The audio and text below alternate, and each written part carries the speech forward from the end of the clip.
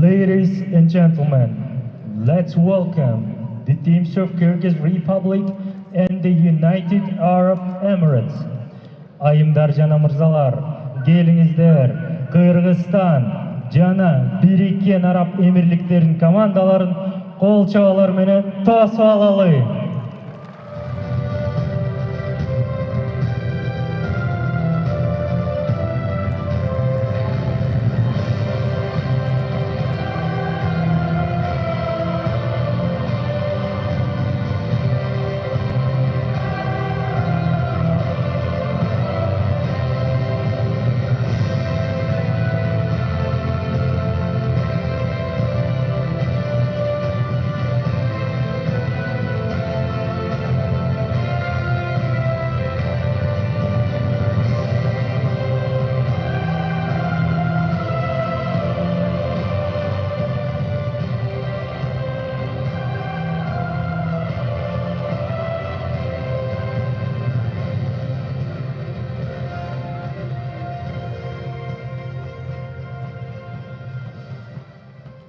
Ladies and gentlemen, please stand up for the national anthem of the United Arab Emirates.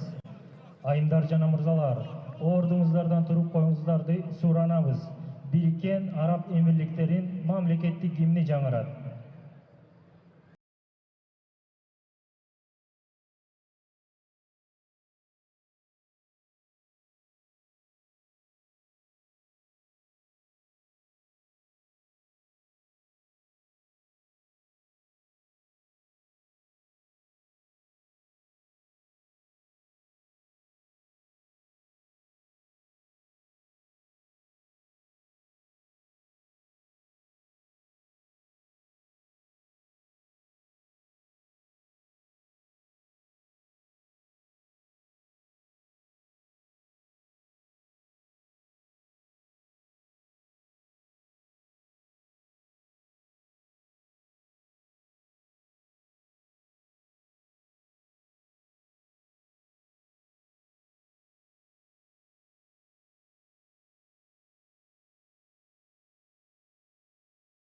National anthem of Kyrgyz Republic.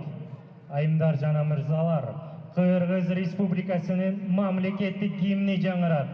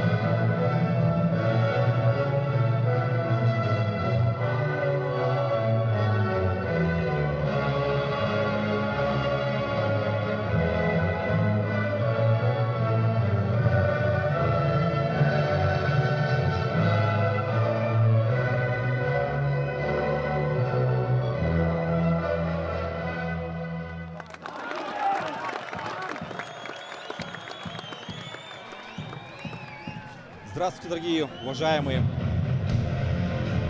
зрители. Кыргыз Спорт ТВ представляет матч отборочного цикла Кубку Азии между командами Кыргызской Республики и Объединенных Арабских Эмиратов. Все в рамках Ю-20 до 20 лет. И это второй игровой день для нашей команды. Это второй матч, наверное, самый решающий. Сегодня для вас у микрофона работают Азамат Асылбашев и мой коллега Ахтылек Джанчиев.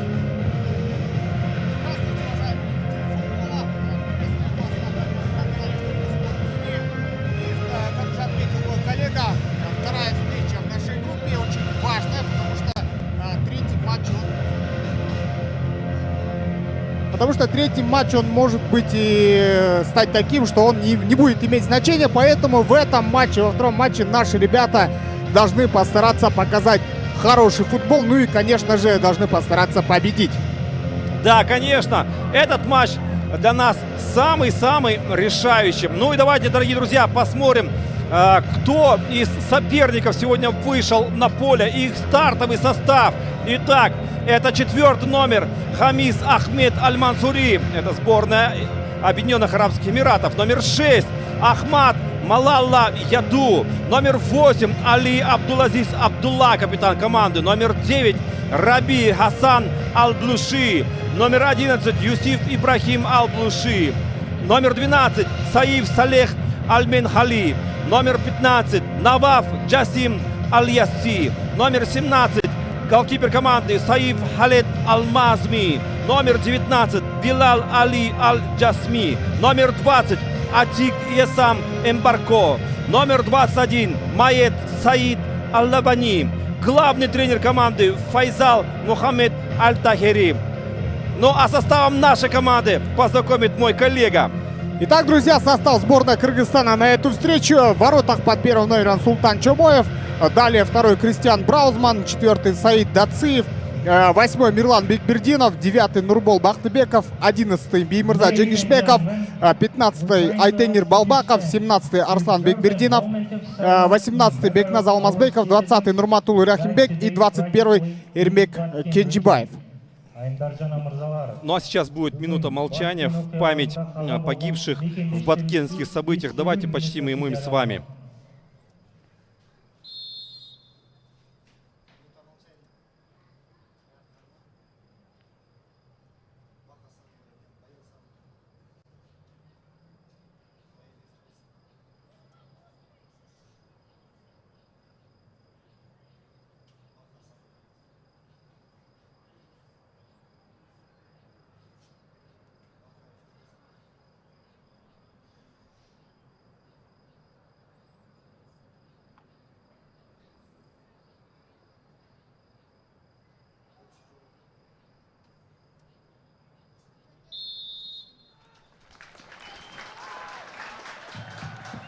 Ну что ж, мы продолжаем, дорогие друзья. Все готово. Осталось назвать только тренера нашей команды. Это Максим Лисицын, российский специалист. И судьи, который будет обслуживать этот матч. Главный судья Мохт Амируль Изван из Малайзии. Его первый помощник Мохт Юсри Мухаммад, тоже Малайзия. Второй рефери, второй помощник Аринболт Эрдене Очир из Монголии. Резервный арбитр Шейх Ахмад Алладин из Ливана. Комиссар матча Джаргал Сухбатар из Монголии. И рефери-ассессор это Джасим Мухаммед Аль-Хаиль из Катара. Ну что ж, дорогие друзья, мы готовы для вас вещать, рассказывать об этом важнейшем для нас со всех точек зрения и в первую очередь турнирной. Ну что ж, в белой форме играет наша команда. Сборная Объединенных Арабских Эмиратов слева от нас находится и играет сегодня в красной форме. Но давайте пожелаем нашим парням сегодня задать жару и показать, на что способна она в самый ответственный момент. Христиан Браузман головой сейчас закидывает мяч вперед. И надеюсь, что сегодня, конечно, наши ожидания оправдают. Сейчас немножко замешкались центральные защитники. Долго принимали они решение, кто из них должен все-таки играть на мяч. Но затем все вроде бы в порядке. И теперь потихоньку команда наша выходит из обороны. Надо сказать, что сборная Объединенных Арабских Эмиратов, конечно же, фаворит. Команда, которая уже неоднократно является одним из ведущих фаворитов вообще в Азии, одна из сильнейших команд. Ну, я, конечно, имею в виду и национальную сборную этой страны. Скажем о том, что и однажды сборная Эмиратов была победителем этого чемпионата. Раньше он назывался до 19 лет. Да? Вот, и только в этом году ФИФА, Азиатская федерация футбола, решила проводить не Ю-19, а Ю-20. И это первый розыгрыш и первый отбор к финальной части Ю-20. Но проводится, конечно, континентальное первенство среди молодежных команд уже не в первый раз. Так вот, сборная Эмиратов как раз-таки однажды уже побеждала в этом соревновании. Ну вот наши в атаке. Первый удар по воротам, мяч не доходит. Еще один и немножко не точно, скажем так. Да, подключился здесь в атаку, видим, защитник сборной Кыргызстана Саид Дациев. Ну, этот матч нужно играть смелее, нежели с Ираном.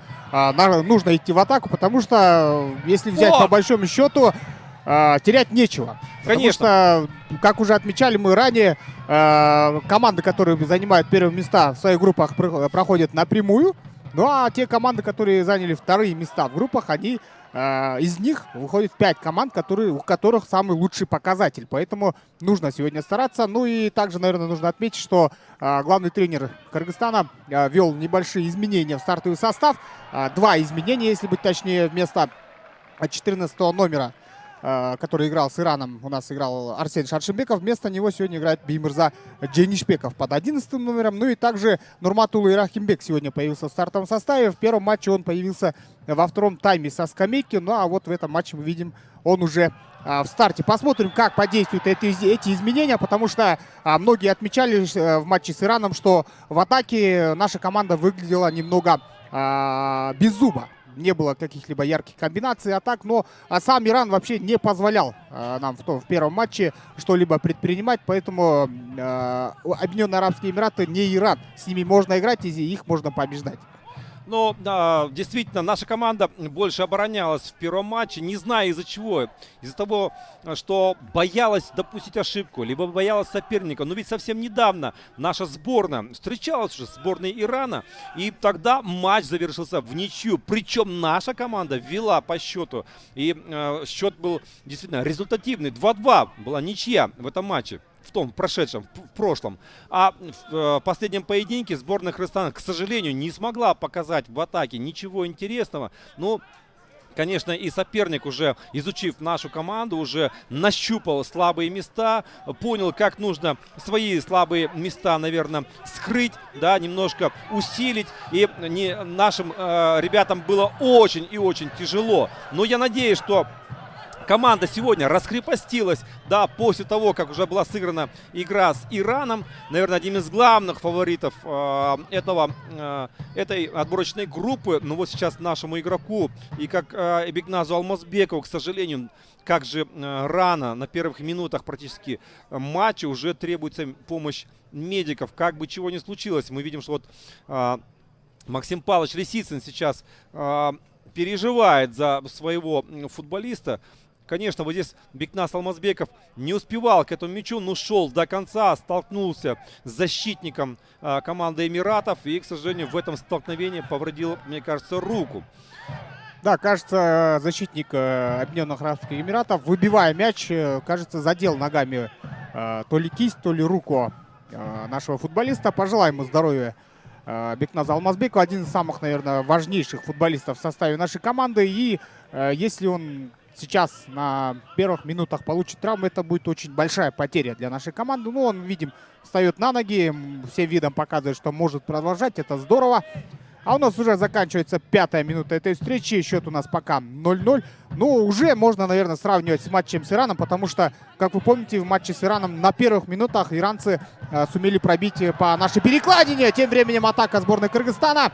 Еще один удар с дальней дистанции. Нужно пытаться, нужно почаще бить. И эти попытки в конце концов должны перевести к забитому мячу. Да, действительно, в этом матче наша команда действует совсем по-другому, нежели во встрече с Ираном. Наши ребята понаглее, наши ребята стремятся идти вперед. Это то, чего не хватало в матче, опять же, с Ираном. И неудивительно, что голкипер команды гостей сейчас всячески оттягивает время, тем самым давая возможность своей команде немножко передохнуть, немножко перезагрузиться. Как же так? Прошло всего лишь 5 с небольшим минут, а команда... записной фаворит играет большей частью в обороне. Но это, конечно, в первую очередь заслуга нашей команды, которая самоотверженно сейчас борется на каждом участке поля, пытаясь не дать сопернику создать какие-то атаки. Здесь Чумоев должен выходить, конечно, молодец. Быстро он вышел, опередил соперника, забрал мяч. Торопиться с вводом его не стал. И мяч идет уже налево на Саида Дациева. Дациев очень цепкий защитник, крайне неуступчивый защитник, с характером. Да, Бекнас Алмазбеков, одна из главных надежд на нашего молодежного футбола. Нарушает на нем правила. Штрафной будет. Но это неплохо для нас, дорогие друзья, потому что сейчас беспрепятственно можно будет доставить мяч в штрафную площадь соперника. Да, арабы выглядят высокорослыми, но и наши тоже не подарок. Наши тоже могут играть головой. Жду я, где там Христиан Браузман. Вот второй номер наш, один из самых высокорослых игроков нашей сборной. Вот сейчас, мне кажется, на него и будет расчет. Алмазбеков, подача! Нет, немножко низковато пошел мяч. Наши возвращают. Вот здесь можно и пробить! Удар! Рикошет! Дезориентировал рикошет голкипера Арабских Эмиратов. И мяч уже опускался. Но как же жаль, что не в створ ворот он пошел. Угловой. Но болельщики ликуют на трибунах. Им радостно видеть атаки нашей команды. Разыграли угловой. И сейчас нужна подача хорошая. Нет, назад. Назад Дациев. Нет, это 8-й номер Бигбердинов. Не самая удачная домашняя заготовка здесь получилась. Да. И в ответную контратаку могут убежать арабы. Посмотрим, 3 в 4. Возвращаются игроки. Дальний удар. Но этот удар опасности для Чумоева никакой не представлял. Пока пристреливаются соперники. Арабы. Но нельзя давать им играть таким образом. Да, конечно, мы отмечали, что это очень важный матч, что нужно идти в атаку, что нужно побеждать и забивать. Но, тем не менее, не нужно забывать и об обороне. Конечно, пытаясь идти большими силами в атаку, можно нарваться на опасные контратаки. Это тоже своеобразная тактика, поэтому недооценивать сборную Объединенных Арабских Эмиратов никоим образом нельзя. И сразу же, конечно, вспоминается последняя встреча этих команд уже на национальном уровне в рамках основной сетки Кубка Азии 2018 года. Да. Обидное, конечно, было поражение в четвертьфинале, но, тем не менее, мы в этом матче здесь, наши молодые ребята, могут отомстить за нашу национальную сборную. Видим недовольство главного тренера. Но вот здесь был удар по мячу после свистка. Я удивлен, что судья не дает ему желтую карточку. По всем правилам должна быть показана она. На мой взгляд, он излишне сейчас терпимо относится к игроку Объединенных Арабских Эмиратов. Действительно, у нас есть, за что бороться в этом матче. Во-первых, у нас есть и такой опыт игры на уровне национальных сборных, где мы не сказали, я так думаю, еще своего последнего слова. Есть что доказывать нашей молодежке. Я думаю, она должна за наших парней из взрослой национальной сборной сыграть так, чтобы ответить за тот матч. Но, конечно, это все наши ожидания, наши пожелания. А наши парни сейчас на поле бьются в матче против одного из фаворитов нашей группы. Наряду с Ираном сборная Эмиратов, конечно же, соперник очень и очень грозный. Но повторюсь, что наши игроки играют неплохо на этих первых минутах. Вот по истечении уже 10 минут. Ой, вратарь второй раз ошибается. Посмотрите, это надо использовать. На это нужно обратить внимание игрокам. Я думаю, что Максим Лисицын подскажет игрокам, что в момент выбивания голкипером, он часто совершает ошибки. Ой, как хорошо, ой, как красиво. Вот назад на Дациева пас был неудобный. Там Эрмек Кенджибаев что-то оправдывается перед Саидом. Говорят, извини, хотел дать, но меня прессинговали.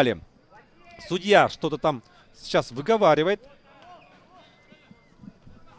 игрокам сборной Эмиратов. Они выбрасывают мяч в аут, и с аута и игра продолжается. Дациев с мячом. Можно играть. И вперед передача между, в разрез. И перевод направо. Там есть у нас свободный краек, пока туда еще не подтянулись соперники. Нет, не стал вперед идти наш футболист. На всякий случай, и можно поиграть пока в позиционку. Немножко порастягивать соперника, заставить его подвигаться, посмотреть, как он передвигается, посмотреть, есть ли свободные какие-то места, дырки, пространства, куда может затем уже целенаправленно входить. Даже видим, что поднимается крайний защитник сборной Кыргызстана Дациев очень высоко. И это говорит о многом. Крайние защитники, они имеют очень большое значение для атак команды. И вот Дациев неоднократно уже касался мяча. Вообще левый фланг атаки нашей команды, где действует Бекназ Алмазбеков и как раз таки Дациев, очень активен на первых минутах. Ну и вообще по истечении 12 минут, наверное, можно подвести небольшие промежуточные итоги. Начало встречи остается за нами. И по моментам, и по, кажется, инициативе. Инициатива как раз таки у сборной Кыргызстана. Ну и, конечно же, хотелось бы, чтобы наша команда забила быстрый мяч. Это морально действует очень, может действовать очень неприятно для соперника, а также и, в свою очередь, морально очень хорошо может подействовать на игроков нашей команды. Посмотрим. Тем временем Арабские Эмираты в атаке. Спокойно нужно здесь в этом эпизоде сыграть. 15 номер нашей команды. Еще один высоченный защитник, кстати, нашей сборной. Наряду с Христианом Браузманом действует у нас Айтенгир Балбаков. Как раз таки Балбаков и Христиан Браузман пытались снимать весь воздух в матче с Ираном. Но, к сожалению, как вы уже помните, после стандарта наша команда пропустила. Тем временем Чомоев вводит мяч в игру. И здорово цепляется Бекназ Алмазбеков за мяч на левом фланге. Можно было сместиться в центр, но защитник Эмиратов сыграл очень здорово в этом эпизоде. Далее может второй волной сборная Кыргызстана пойти в атаку. Не удается им контролировать долгое время мяч. Но, как уже отмечалось, арабы дают играть. И можно, конечно, игрокам нашей команды попытаться осуществить какие-либо заготовки, которые они готовили на тренировках. Посмотрим. Да, действительно. Я тоже считаю, коллега, что одним из таких заданий нашего тренера для команды было как раз-таки не только давление, а постараться забить, да, на первых минутах, чтобы заставить арабов играть в атакующий футбол. Да. Понятное дело, что арабы будут играть с первых минут в обороне. Почему? Потому что сборная Кыргызстана проиграла первый матч, во-первых. Во-вторых, играет у себя дома. И понятно, что с первых минут команда Кыргызстана пойдет вперед. Мне кажется, поэтому арабы играют на контратаках, но нам нужно просто забить, а потом играть от обороны. От обороны играть Илбирс, молодежная наша команда, конечно, умеет, да. Я думаю, что неоднократно и в чемпионате страны наша молодежная команда, играя против грозных соперников, нередко играет все-таки от обороны, да, ведь. И совсем не так много пропускает команда. Вот посмотрите, опять ошибается голкипер. Да что у него с передачами? Он явно плохо играет ногами. Нам надо это использовать. Это явно нам надо использовать. Нам нужно заставлять, чтобы защитники отдавали назад вратарю. Мяч, а вот сейчас у наших он в штрафной площади. Но в обыгрыш Эрмек Кенджибаев пошел. Все-таки мог делать передачу, но все-таки поджимали, может быть, его. Не удалось ему разглядеть, кто где находится. А надо было, да, глаза иметь и на затылке, и спереди. Что показывает судья от ворот? Офсайд, видимо, да. Да, судя по направлению флажка, было положение вне игры, кажется, у игрока нашей команды. 15-я минута встречи. От ворот вводит мяч в игру голкипер Эмиратов. Не зря мой коллега отметил, что сейчас в современном футболе голкиперы должны уметь играть ногами не хуже полевых футболистов, потому что футбол он меняется, он цикличен, он постоянно меняется. И сейчас в больших грандах, в европейских командах играют именно те голкиперы, которые не просто стоят здорово на ленте, но и также играют очень хорошо ногами. У Султана Чомоева неплохие передачи длинные проходили в матче с Ираном, мы видели. Мы вынуждены были играть большим количеством длинных передач, поэтому к Чомоеву насчет игры ногами пока нареканий у нас с вами нету. Тем временем отбивается сборная Кыргызстана. Передача вперед, высокая. На втором этаже первым оказывается игрок Арабских Эмиратов. Контролирует он мяч. 5-й номер. Отдает налево. Через центр. Сразу 3 игрока прессингует наша команда. Да, очень смело играет сборная Кыргызстана. Это очень здорово. И вот отсюда можно заметить, что сразу 3 атакующих футболиста у нас впереди. Бекназ Алмазбеков, Бимырзаш Дженишбеков и Нурматулу Ирахимбек как раз таки постоянно находятся в атаке. Также Эрмек Кенджибаев играет на острие. Тем временем атака левым флангом. Нельзя пропускать такие атаки. Можно убежать в ответную контратаку. Получится ли? Еще одна длинная передача. Здорово! На правом фланге сразу два игрока подключаются к атаке, но в последний момент видим защитник Эмиратов успевает, и рикошетом от него, кажется, мяч попадает к защитнику гостевой команды. И таким образом эта атака у нас завершается. Тем временем мяч остается у нашей команды. Еще одна атака может пройти. Ну и аут будет вводить наши ребята. Да, неплохая у нас была атака, неплохая возможность. Но мне кажется, игрок больше отдавал. Он чувствовал, что где-то там должен быть его партнер, но, к сожалению, он находился чуть дальше. А вот в эту зону, в которую дошел мяч, не добежал один из центральных. Вот сейчас возможность! А пробить не дали 8-му номеру Бигбердинову. Ну что ж, там Браузман отходит назад. Передача на Чумоева. Чумоев налево. И нужно заново начинать атаку нашей команды. 17 номер у нас капитан команды Бигбердинов Арслан.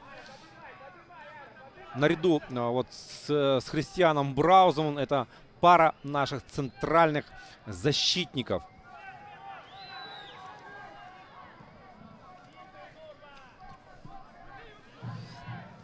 Ну что ж, если в самом начале план наш не сработал на быстрый гол, то вполне возможно сейчас будет план Б.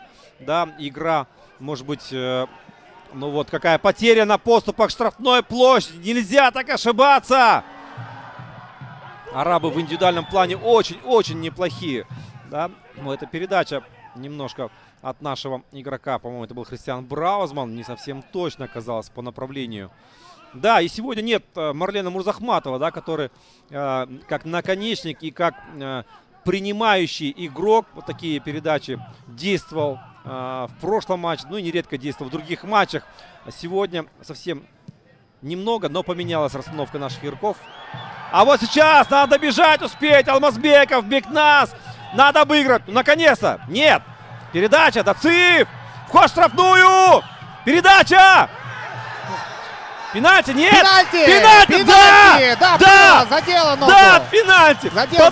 Подумал судья! Мирза Дженгишбеков. И принял решение. Молодец! Молодец! Да, наш игрок молодец. И судья тоже молодец. Судья находился совсем рядом и вот сейчас на повторе посмотрим. Да! Конечно, там удар по ногам был. И судья все видел, все контролировал и зарабатывает пенальти наш 11 номер. Не зря он вышел сегодня в стартовом составе. И вот эта вот замена со стороны Максима Лисицына, она оказывается пока что удачной. 19-я минута у нас завершается. Кто же подойдет к мячу? Видим, 8-й номер нашей команды Мирлан Бекбердинов будет пробивать этот пенальти. Ну что ж, дорогие друзья, держим кулаки за нашу команду. Держим кулаки. Нам выпал хороший шанс открыть счет в матче. Ну все, внимание, смотрим.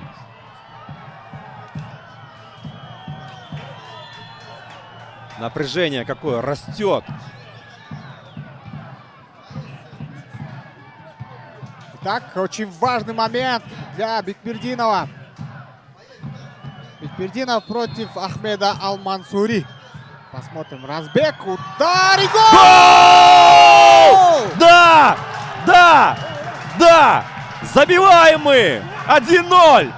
А Мирлан Бекбердинов открывает счет в матче. 1-0. Да, очень хороший такой разбег был, очень уверенный. И сразу было видно, что голкипер отыгран. Противоположный от голкипера угол пробивает Бекбердинов. И официально мы открываем счет на этом отборочном турнире. Делает это Мирлан Бекбердинов. И надеемся, что этот мяч не последний для нашей команды именно в этом отборе. Еще раз посмотрим. Здорово. Спокойно перехитрил голкипер, развел по углам голкипера и мяч. И вот таким вот образом счет в этой встрече у нас открыт. Ну, прекрасно, прекрасное начало для нас. Если уж план забить быстрый гол не сработал, то сработал план Б. Да? Мы заставили соперника ошибиться в его штрафной площади. Нашим футболистам, надо сказать, надо признать, да, были быстрее в этой атаке. На каждый момент времени мы чуть-чуть раньше касались мяча. И в этом эпизоде действительно уже игрок национальной сборной, молодежной сборной Эмиратов уже опоздал, попал в ногу. Там был чистый, очевидный пенальти. 1-0. Отлично.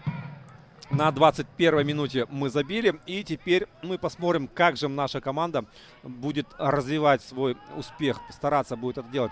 Сборная Эмиратов теперь должна идти вперед. И у нас есть возможность играть в контратаках. Мы знаем, что наши игроки неплохо действуют в контратаках, потому как привыкли, повторюсь, в чемпионате нашей страны играть против грандов и играть вторым номером и убегать в контратаке. Надеюсь, что это умение нам поможет, этот навык нам должен помочь.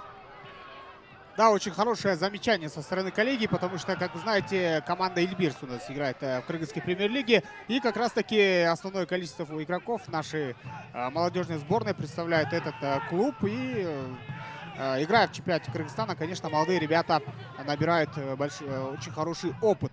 Тем временем арабы будут атаковать. Неоднократно мы отмечали также по ходу первого матча, что у нас, когда мы обороняемся, есть 3 игрока, которые постоянно играют в центре обороны во главе с Браузманом. Также и по краям у нас есть 2 латераля.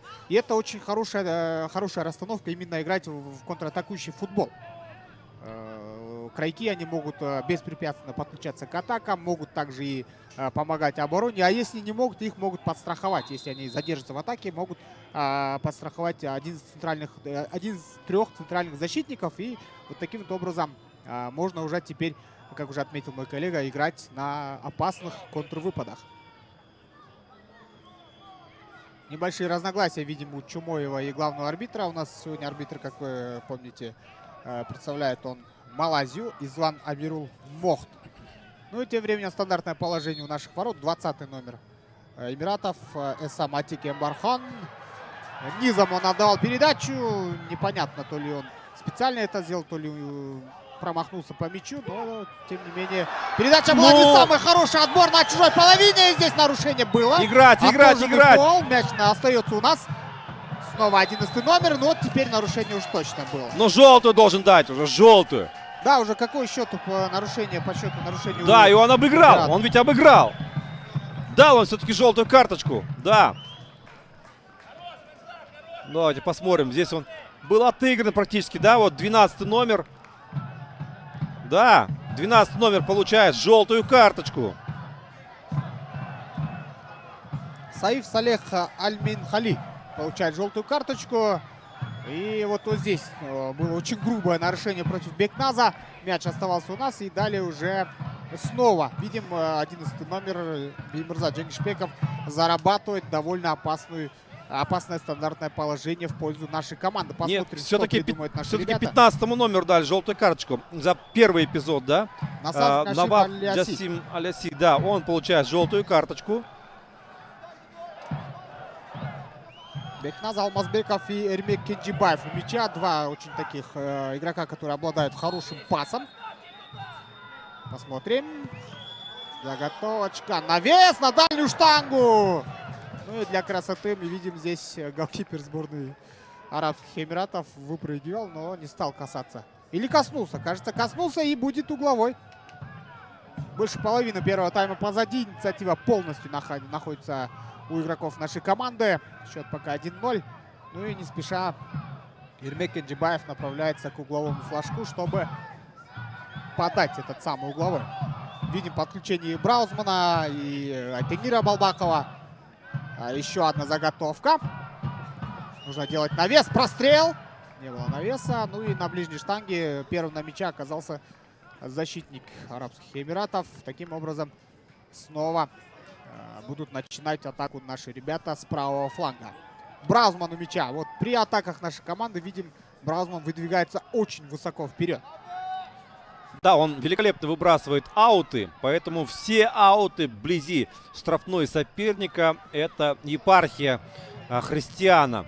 Но интересный факт такой: Саиф Алмазми, арабский голкипер, он 2003 года рождения, играет в клубе Аль-Айн Да, вот. И мне просто интересно стало, потому как явно этот голкипер себя чувствует неуверенно в этом матче. Мы видим подряд несколько его ошибок, особенно в игре ногами при выбивании, да, при передаче своему партнеру. И мне кажется, это в первую очередь, а игра вратаря очень важна для команды, действует немножко нервным образом на всю команду, да. Сборная Эмиратов не выглядит сегодня грозным соперником. Ну вот явно, вот полчаса времени уже прошло, а требуется сейчас помощь, смотрите, еще одному нашему игроку. К сожалению, да, и медики сейчас выбегают на поле. Сборная Объединенных Арабских Эмиратов повторюсь, не выглядит так устрашающе для нас. Вполне можно сегодня обыграть. Такого соперника надо побеждать, ребята. Ну вот, да, и болельщики на трибунах, да, болельщики на трибунах, все в ожидании, в радостном таком предвкушении, да, от того, что игра у наших идет в первую очередь. Счет для нас благоприятный. Вот и сколько поддерживающих игроков. Да, видимо, это какая-то команда наша из юношей, по-моему. Это юношеская сборная нашей страны тоже в этих спортивных костюмах Кыргызского футбольного союза. Да, тоже на трибунах тоже поддерживают молодежную сборную нашей страны до 20 лет, которая имеет уникальный шанс выйти в финальную часть, во-первых, Кубка Азии, а во-вторых, отомстить за взрослую нашу национальную команду, с которой так несправедливо обошлись в матче Кубка Азии, как мы с вами помним, да, когда не дали нам возможности выиграть тот матч. Да, вспоминать о том матче, конечно, не очень приятно, но в этом матче наши молодые ребята нам дарят очень хорошие, приятные эмоции. Тем временем еще одна атака через правый фланг. Мы отмечали, что в начале встречи у нас активен левый фланг, и как раз таки с того фланга пришла голевая атака, то есть атака, в котором был поставлен пенальти. Тем временем уже Эмираты атакуют. Как раз таки вот сегодня мы видим одинокого нападающего впереди у арабской команды, и чем-то игра арабов напоминает нашу игру в матче с Ираном, потому что наши ребята не дают никаких возможностей для гостевой команды, чтобы они как-то разворачивали свои атаки, либо бы строили бы свои какие-то комбинации. Такого нету. Они выбивают мяч в расчете на то, что одинокий нападающий впереди зацепится за этот самый мяч, но этого пока не происходит и не получается у Эмиратов что-либо сделать впереди. Вот видим, два игрока сразу, защитника Эмиратов, подошли к голкиперу, и кажется, они могут чем-то помочь ввести мяч. Нет, на этот раз уже, видим, у голкипера Эмиратов не возникает проблем с вводом мяча. Остается сфера у гостевой команды. 15-й номер Наваф Джасим Альяси, обладатель желтой карточки. Единственный пока что в этой встрече. Тем временем Дациева получает по голове, локтем. по лицу получает. Напомним, что когда идет борьба за мяч, если какой-либо игрок будет действовать руками, локтями, то арбитр имеет полное право дать красную карточку по правилам. Дациев, да, получает небольшое повреждение, с ним все в порядке, и матч у нас должен продолжиться.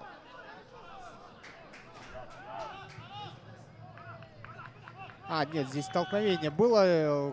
Слава богу, что локтями не попал по лицу нашему защитнику игрок соперника. Ну и сейчас наши игроки будут вводить мяч в игру. Арслан Бекбердинов у мяча, капитан нашей команды. Два брата Бекбердинова в нашей команде играют. Оба являются лидером нашей сборной. Мирлан Бекбердинов исполнил пенальти, а Арслан Бекбердинов, он как раз таки капитан. 31-я минута матча. В очень хорошем настроении находятся, как вы слышите, и болельщики, которые собрались на трибунах. Их не самое большое количество, но тем не менее, конечно,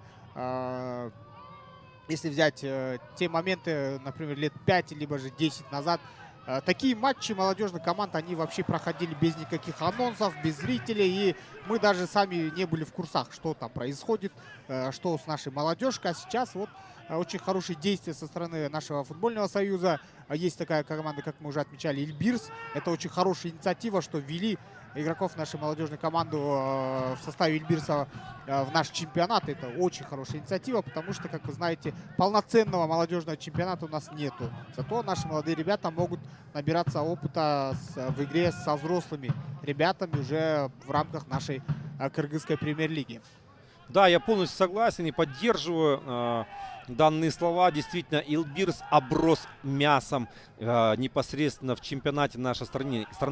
Если в прошлом году Ильбирс был на последних ролях и соревновался только лишь с Карабалтой, да, кто займет последнее место в итоговом расположении команд, то в этом году Ильбирс играет очень даже хорошо. Порой он выходил на первые места в таблице. Да, представляете, команда, которая составлена из игроков не старше 20 лет, находилась выше всех. Там и чемпиона, и Алги, там, и всех-всех-всех. Вот в самых первых турах. Вот сейчас хорошая атака может быть у нашей команды. Алмазбеков выходит 1-1. Удар! Во вратаря попадает мяч. Ну как же так? Надо было забивать. Ну надо было, Бекназ. Ну кому же, как не тебе, надо было сейчас забивать, а? Ну что ж такое, Бекназ, Алмазбеков. Ну что ж такое, а? Ну что ж такое. Забивать надо, конечно. Ну, конечно, висел там на спине соперник. Вышел вратарь вовремя. Вот когда не надо было, вратарь сыграл просто очень хорошо. Просто очень хорошо сыграл. Не было момента у Бекназа, потому что висел у него. Висел на спине соперника. Сейчас арабы в атаке. Нельзя ошибаться в штрафной площади. Нельзя давать возможность сопернику создавать опасные моменты. Угловой. И теперь нельзя впадать в эйфорию. Конечно, в эйфорию нельзя впадать. И мне кажется, сейчас Бекназу Алмазбекову надо задуматься, да, не улыбаться, а задуматься, как же так, почему не получилось, где я немножко не доработал, какое усилие сейчас еще не доделал, не привел, какое-то маленькое последнее усилие не хватило, чтобы либо оторваться от соперника, который висел на ногах буквально, не давал, да, нормально сыграть, да, перебросить вратаря, может быть. Подача, еще один угловой будет. Либо пойти в обыгрыш. Не было у него этого момента у Бекназа. Но самый последний момент, кажется, он чуть далеко мяч от себя отпустил. И... Ну, будем надеяться, что это был не последний момент все-таки. Угловой у наших ворот. 20-й номер арабов будет подавать. Атики сам Эмбарко. Нет, опять разыграли. Ну, арабы техничные, да. Вот нельзя дарить им. Нельзя дарить такие мячи. Выбивать. Ой, как нехорошо. Удар пришелся в нашего защитника. Очень плотно действуют наши ребята. Очень здорово. Не было возможности у мяча долететь до голкипера. Здесь тем временем нарушение. Надеемся, карточки никакой не будет. Да, нету карточки. Кажется, это нарушение было одним из первых, потому что со стороны наших игроков мы таких вот нарушений пока не наблюдали до этого момента. Да, но судья, вспомните эпизод, который был в начале первого тайма, в похожей ситуации, когда после свистка действовал игрок Эмиратов, тоже не дали карточку, и сейчас Эрмека Кинчбаева тоже пожалел судья, но сделал предупреждение. Но по устным предупреждениям в таких похожих ситуациях у нас счет равный 1-1, а по голам наша команда ведет 1-0. И это 35-я минута, 10 минут остается, значит, до перерыва надо либо соперника дожать, либо выдержать этот отрезок времени. Да, затем передохнуть немножко, составить план на игру во втором тайме и провести его, конечно же, на позитиве и с большим усердием, чтобы постараться сохранить эту победу. 21 номер арабской команды назад. Вынуждают наши игроки соперника перевести игру на другой фланг.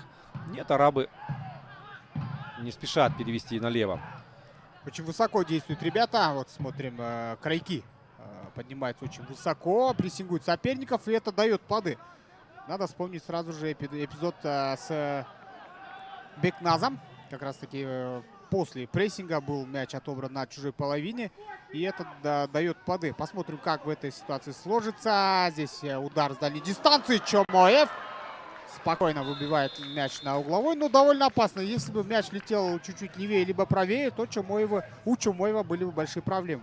А тем временем замена в составе Арабских Эмиратов на 36-й минуте встречи. 7-й номер Эмиратов появится на поле. Халифа Хамис Аль-Абдалла появится на поле вместо 11 номера Юсиф Ибрахим Альблуши. Мне неизвестно, нам пока неизвестно, почему это происходит замена. Может быть травма, может быть нет, а может быть просто игра своей команды тренеру. Но я думаю, что будет понятно, если мы посмотрим, на какую позицию этот игрок придет. Но пока угловой непонятно, какой он займет позицию, в итоге он направляется, по крайней мере, в штрафную площадь. Подача!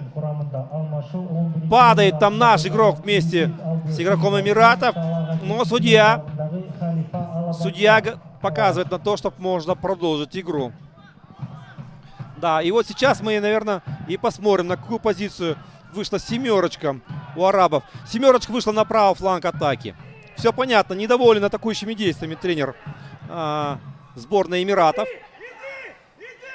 Иди, надо его, конечно, на него идти. Пугать нужно его, он же пуганный вратарь. Да-да, вот видим инструкции со стороны Лисицына. Просит он игроков идти до конца, то есть прессинговать то и на голкипера, и на центральных защитников. И слабая сторона, кажется, этой команды уже найдена. И здесь тем временем атака, удар! Ну и повезло. Откровенно повезло. Да, откровенно повезло. У игрока Арабских Эмиратов не получился. Хороший был момент. И, как мы уже отмечали, нужно действовать осторожнее. Так может показаться нашим игрокам, что они легко могут добыть победу в этом матче, но нет. Объединенные Арабские Эмираты, как уже отметил мой коллега, основная сборная этой команды имеет очень большой опыт выступлений на основной сетке Кубка Азии. Также в 1990 году Объединенные Арабские Эмираты участвовали на чемпионате мира. А это уже многого стоит. Тем временем еще одна атака. Нельзя нарушать правила. Играть нужно осторожнее в штрафной площади. Атака продолжается. Вот видим последние минут 10. Кажется, игра нашей команды немного успокоилась. Подустали, кажется, ребята. Потому что натиск на самых первых минутах в начале этой встречи со стороны нашей команды был очень большой. И эти атакующие действия, конечно, отняли силы у наших футболистов. 8-я минута встречи. Я скажу так, коллега. После окончания первого матча, который мы проиграли, к сожалению, Максим Лисицын сказал о том, что мы слишком низко опускались. Вот, кажется, мы сейчас повторяем эту же самую ошибку. Мы слишком низко опускаемся в обороне. Слишком низко. Встречаем мы их слишком поздно. Мне кажется, чуть пораньше нужно, начиная уже от середины, вот от центральной линии надо уже встречать соперника, ну как минимум, потому что подряд, посмотрите, вот 2 атаки, арабы в них преуспевают, доходят до наших ворот. Да, но да, если мы будем... очень тревожный звонок. Да, если мы будем встречать раньше их, то есть шанс чуть раньше забирать мячи. А в передачах арабы, кстати, не так точны. Мы видим, что нередко они переигрывают, да, как-то переусердствуют они в своем стремлении выйти вперед. Где-то переигрывают, заигрывают, да, и на этом их можно ловить. Еще одна длинная передача проходит в штрафную площадь гостевой команды, но зацепиться за мяч нападающим сборной Кыргызстана, молодежной сборной Кыргызстана, пока не удается. Но атака продолжается уже вторым темпом. На правом фланге Христиан Браузман. Мы привыкли уже к этому, что именно Браузман бросает мячи и на левом, и на правом фланге, потому что у него очень хороший длинный бросок вперед. Проходит! Передача в центр, но голкипер Эмиратов спокойно забирает мяч в свои руки. Странный номер, конечно, у голкипера, под 17 номером действует. Да, не часто такое встретишь, действительно. Но вот такие вот легкие навесные мячи на голкипера действуют где-то успокаивающе, где-то он обретает уверенность. Мне кажется, надо заставить его работать в полную мощность. Надо бить поворотом. Надо, чтобы он не доставал эти легкие мячи. Иначе уверенность он свою передаст своим игрокам. А наши в атаке сейчас. Да! Обыграл же в штрафной! Падает, но, конечно, там уже сил не оставалось у нашего игрока обыграть. А-то обыграл Бимурзаев, но 11 номер наш Денишбеков Бимурза. Ну вот еще одна атака! Дацыев там пытался пробить на силу. Попал в соперника. Будет угловой, тоже неплохо. На 41-й минуте. Вот смотрит на часы, как и я. Максим Лисицын посмотрел на табло, чтобы посмотреть время. Да, все понятно. Последние 4,5 минуты первого тайма. Бекназ Алмазбеков, одна из наших главных надежд молодежного футбола, идет на левую сторону, чтобы подать угловой. Есть подача. Нет, хотел разыграть, но соперник там не дает разыграться. Передача назад. Бигбердинов. Навес. Ну нельзя голкиперу давать обретать уверенность. Нельзя. Но нельзя. Ну да ладно. 1-0. Итак, последние 4 минуты основного времени первого тайма у нас остаются.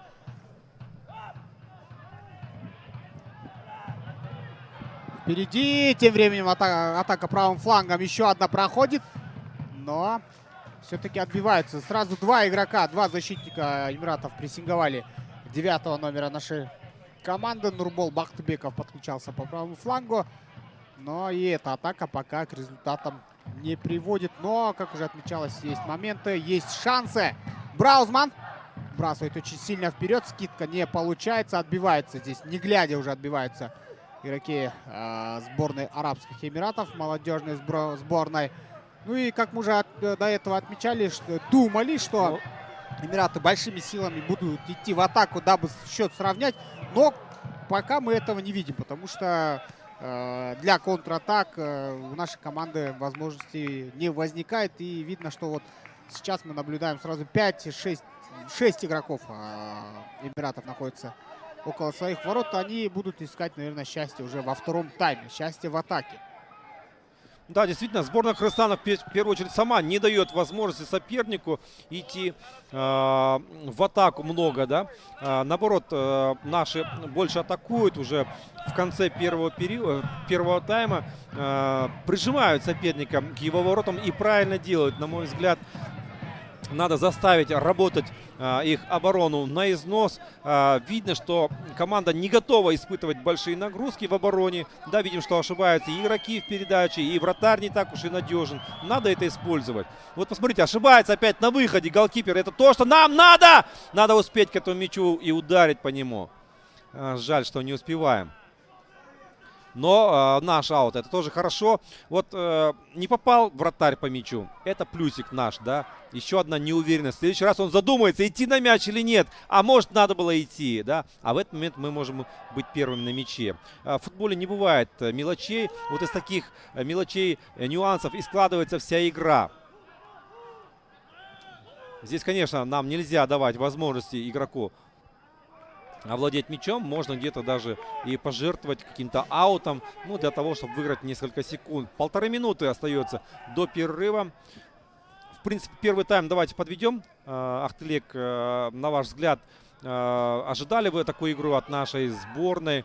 О том, что счет будет 1-0 и что арабы не будут так выглядеть грозно? Честно говоря, не ожидал, потому что все мы знаем уровень и основной национальной сборной Объединенных Арабских Эмиратов. Мы отмечали, что он является постоянным участником финальной части Кубка Азии. Также единожды они участвовали на чемпионате мира. Казалось, что и внимание в сторону молодежной сборной у них уделяется большое, что у них большие финансовые возможности. А здесь тем временем очень неприятное столкновение. Кажется, лбами здесь столкнулись два футболиста. Это очень одна из самых неприятных травм и вообще неприятных эпизодов в футболе, когда два игрока сталкиваются в воздухе. Последняя минута основного времени у нас впереди остается. Вот эта пауза, она должна идти, пойдет на пользу, конечно же, нашей команде, потому что счет 1-0 тоже дает, наверное, шансы на то, чтобы мы выйдем в финальную часть, потому что впереди нас ожидает такая команда, как Бруней. Бруней пропустили от Эмиратов 5 мячей, и от иранцев они пропустили 8 мячей. И мы надеемся, что если даже и в этом матче много не забьют наши ребята, то оквитают они это все уже в матче с Брунеем. Через 2 дня стартует, кстати, матч Кыргызстан и Бруней. Последний матч. Да, но если уж мы забегать так далеко, но это позволяет паузу в игре. Да, действительно, если все хорошо для нас останется, как есть сейчас в этом матче, дай бог это и будет, то в матче с Брунеем нам просто необходимо забивать как можно больше, потому как 2 минуты вот добавлено к основному времени первого тайма, потому что финальную часть Кубка Азии среди молодежных команд выходит из 10 групп лишь 5 команд, которые займут второе место. Первые команды-то точно выходят. Да, первые 10 выходят. К ним добавится 5 команд, которые займут вторые места. Лучшая пятерка из тех, что займут вторые места. И в этой связи нам, да, 2 победы, это будет очень хорошо, но еще нам нужна хорошая разница мячей. Поэтому держим все еще кулаки, не отпускаем, ради того, чтобы наша команда сегодня победила, ради того, чтобы и дальше все складывалось у нас удачно. 15 номер Арабов сейчас с мячом, отправляет мяч вперед. И здесь нам, наверное, действительно соглашусь с Ахтылеком, своим коллегам. Сейчас важно мяч, наверное, не терять, а постараться играть на чужой половине поля. Может быть, где-то перетерпеть, да, но не дать возможности приблизиться к нашим воротам. Эрмек Кенджибаев должен отойти, сейчас получит желтую карточку. Нельзя нарываться. Судья более-менее лояльный, как мне кажется, что он неплохо справляется со своими обязанностями. Нет явного такого какого-то подсуживания в ту или в другую сторону. По многим эпизодам одинаково трактует и то в одну команду, то в пользу другой команды. Да, нареканий арбитр в этом матче в сторону него не возникает. Хороший арбитр — это незаметный арбитр. И мы в отличие от того же Фуминга, да, который судил. Опять у нас с коллегой идут ассоциации с тем матчем. Конечно, забыть такие матчи очень сложно. Казалось бы, уже прошло больше 4 лет, но мы вышли в тот раз, в 2018 году, в первый раз в основную сетку Кубка Азии. Сыграем, кстати, мы и во второй раз подряд в основной сетке Кубка Азии. Это еще впереди. Но хотелось бы, конечно, чтобы и молодежная сборная в следующем году. Кстати, чемпионат пройдет в Узбекистане, в соседнем Узбекистане. И было бы здорово, если бы и молодежная сборная попала на этот турнир. 48-я минута. Истекает добавленное время. После этого, кажется, после розыгрыша этого стандарта мы с вами отправимся отдыхать. Да, в последний раз, говорит судья, нашему 11-му номеру. В следующий раз покажу желтую карточку. Беймурза Дженишбеков с ним согласен. Да, он немного не успевал и там немножко жестковато обошелся с соперником. Не осталось это без внимания судьи. И звучит свисток, дорогие друзья. У нас перерыв на 15 минут. Затем мы продолжим смотреть за этим важнейшим для нас матче. Никуда не переключаемся. Ждем вас во втором тайме. Мына ошентип бетештин биринчи жарым бөлүгү аягына чыкты. Азырынча эсеп 1-0 Кыргызстан курама командасынын пайдасына.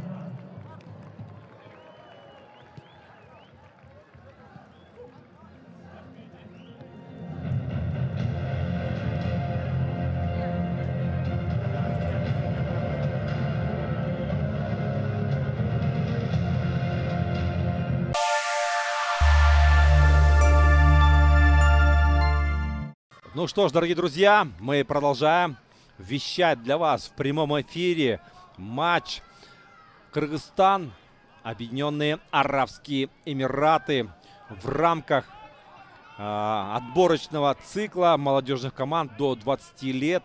Отбор Кубку Азии. Матч проходит на стадионе имени Дулена Умурзакова, город Бишкек, Кыргызская республика. 1-0 мы выигрываем после первого тайма. Вот-вот начнется второй. Наши ребята играют в белой форме. Эмираты играют в темно-красной. Звучит свисток и матч продолжается. Ну что сказать, в первом тайме наши действовали очень даже неплохо. В сравнении с предыдущим матчем в противостоянии с Ираном наша команда не показала все свои возможности в атаке. Ну а в этом матче наша команда все же больше атакует. Опасный удар на первой же минуте второго тайма. 21 номер Саед Алавани бил сейчас поворотом Султана Чумоева. И мяч прошел рядом с дальней штангой.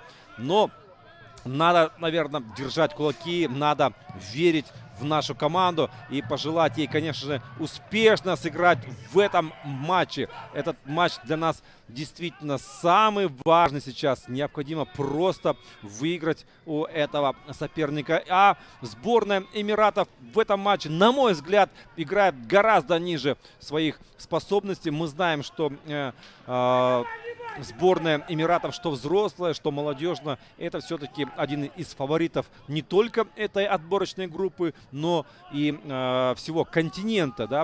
Эмираты постоянно входят в число призеров, что на молодежном уровне, что на уровне взрослых национальных сборных. И совсем недавно, в 2008 году, если мне не изменяет память, сборная Эмиратов выигрывала молодежный чемпионат Азии. Проходил он в Саудовской Аравии. И в противостоянии с Узбекистаном сборная Эмиратов обыграла их в финале. Как раз таки в Узбекистане и пройдет финальная часть Кубка Азии. Дай бог, если наша команда в нее попадет. Ой, как вратарь ошибается! Надо опять использовать. Ну как же вратарь сейчас сборной Эмиратов в очередной раз допускает ошибку, давая возможность нашей команде, да, сделать что-то хорошее для нас. Да, ошибается очередной раз голкипер Эмиратов. Как раз таки состав, наверное, гостевой команды я быстренько зачитаю. И мы с моим коллегой, с Азаматом Асылбашевым, продолжим. Итак, 4-й номер Хамис Ахмед Аль-Мансури. Это защитник. 6-й Ахмад Маляля Яду. 8-й Али Абдулазиз Абдулла. 9-й Раби Хасан Аль-Блуши. 11-й Юсиф Ибрахим Аль-Блуши. Вот такие вот однофамильцы у нас в составе соперника. Саиф Салех Альмен Хали. 12-й, 15-й Наваф Ясим Аль-Яси. 17-й Саиф Халет Аль-Мазми. Как раз таки он в воротах. Тем временем атакуют арабы. Удар по воротам. Чомоев на месте. Спокойно он забирает мяч в свои руки. 19-й Билял Али Аль-Ясми.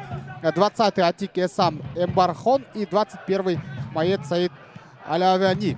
Вместо 11 номера в первом тайме у нас появился игрок под 7 номером Халифа Хамис Аль-Абдалла. Ну и главным тренером команды является Файсал Мохаммед Аль-Тахири. Ну и составом нашей команды ознакомит вас мой коллега.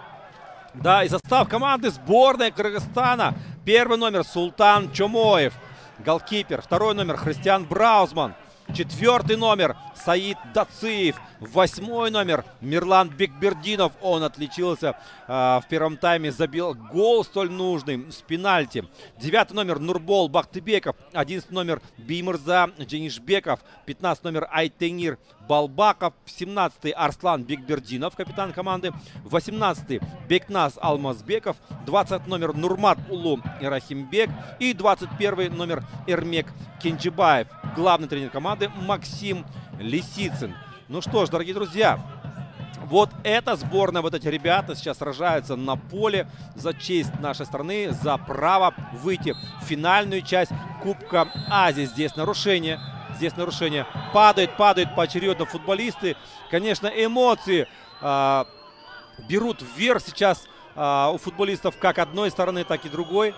Да, и сейчас судья, мне кажется, должен разобраться в этом эпизоде. Не было там ничего такого сложного для того, чтобы была такая потасовочка. Нет, все игроки и нашей команды, и команды соперника играли в рамках правил. Судья, надо отметить, ну пока до сих пор вполне адекватно, на мой взгляд, судит, проводит эту встречу. Не сказать, чтобы он совсем незаметен, да, говорят ведь, что лучший судья это тот, которого не видно на поле. Все же остановок у нас очень много, и в первом тайме было, и вот в начале второго тайма мы видим остановки в игре. Но все же судья более-менее беспристрастный, что, конечно же, нас не может не радовать. Христиан Браузман не стал бежать за этим мячом, видел, что он уже покидает пределы поля. Султан Чомоев будет вводить его в игру через своих защитников. Передача вперед. По сравнению в матче с Ираном, видим, у наших ребят не так много длинных передач. Как раз таки пытается играть наша команда короткими передачами низом, строить какие-либо комбинации. Это очень здорово. На самом деле, тем временем атакует Арабские Эмираты. Выносится мяч вперед, далеко. На подборе снова игрок нашей команды. И вот здесь вот хорошая передача вперед. Но сильно получилась передача. Оказывается, он снова у голкипера Эмиратов. 5 минут позади второго тайма. Прессинг снова в действии со стороны наших ребят. Но интенсивность не такая, как в первом тайме. Это, конечно, все объяснимо. Но моментов пока во втором тайме мы с вами не наблюдали. Осторожнее нужно действовать нашим ребятам. Ну и снова мячом владеют гости. 20-й номер. Атики Сам Эмбарко на ваших экранах был. Снова аут в пользу команды Объединенных Арабских Эмиратов. Вводят они на левом фланге мяч. Очень высоко была отдана эта передача. И от головы защитника нашей команды отправляется мяч на угловой. Стандарты, они опасны. На самом деле, именно после стандарта был пропущен мяч в матче с Ираном. Ну и если сравнивать, конечно, с иранскими игроками, не сравнятся арабы, потому что мы видели, что иранцы очень такие габаритные, высокие ребята, очень массивные, физически одаренные, а с Эмиратами можно играть. И как раз-таки в плане физики, мне кажется, небольшое преимущество имеется как раз-таки у нашей команды. Передача. Браузман первый на мяче. Здорово. И вот здесь вот Бекназ Алмазбеков пытался убежать от соперников. В самый последний момент из-под ног нашего футболиста мяч выбивается. Ну и Лисицына нам показывает. Максим Лисицын, конечно, по-другому уже, кажется, настраивал на эту встречу наших ребят, потому что, как он уже отмечал на пресс-конференции после матча с Ираном, многое нашим игрокам не удавалось сделать из подготовленного. Не дали нам развернуться игроки сборной Ирана. Тем временем передача в сторону Ермейка Кенджибаева также оказывается не самой точной. Вот немного точности и немного, наверное, уверенности. И я думаю, второй мяч нашим ребятам вполне удастся забить. Нарушение правил, опасная игра, кажется, было. Нет, толчок, кажется, в спину был в сторону 11 номера Мирза Дженгишбеков. Не зря его выпустил Лисицын в этом матче в стартовом составе. Он заработал пенальти, он зарабатывает опасные штрафные. И также видим, в этом эпизоде он сыграл весьма полезно для своей команды. Да, и в матче с Ираном, кстати, Дженгишбеков вышел на замены и очень хорошо себя проявил. Поэтому не зря Максим Палыч выпустил, доверил ему место в старте в матче против Эмиратов. Но сейчас вот наша команда пыталась войти в штрафную площадь соперника. И не выпускают, да, и не выпускают с их половины поля нашим. Но вот только сейчас красные идут вперед. Передача направо. И там в подкате стелятся, пытаются отобрать мяч. Наши игроки, вот здесь нельзя дать принять, обработать мяч и пробить. Нельзя давать пробивать. Да, разобрались в этом эпизоде наши.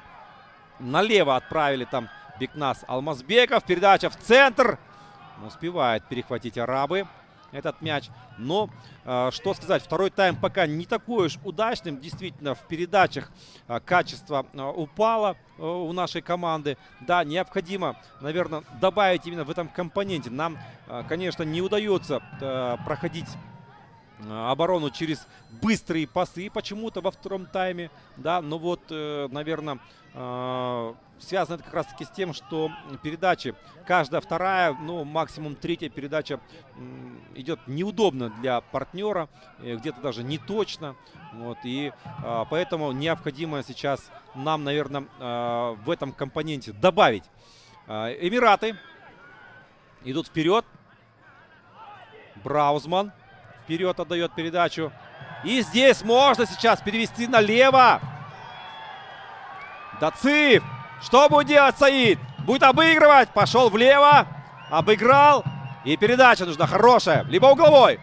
Да, будет угловой. Но, надо сказать, Саид выжал максимум из того, что имелось у него. Возможности, конечно, есть и для обыгрывания, для обыгрыша. Но ситуация сложилась так, что угловой оказался наилучшим выходом. Дальше разговаривает он с Ермеком Кенджибаевым.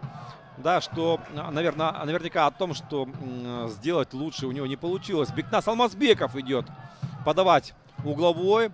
Все стандарты у нас, по крайней мере, с левой стороны от Бекназа.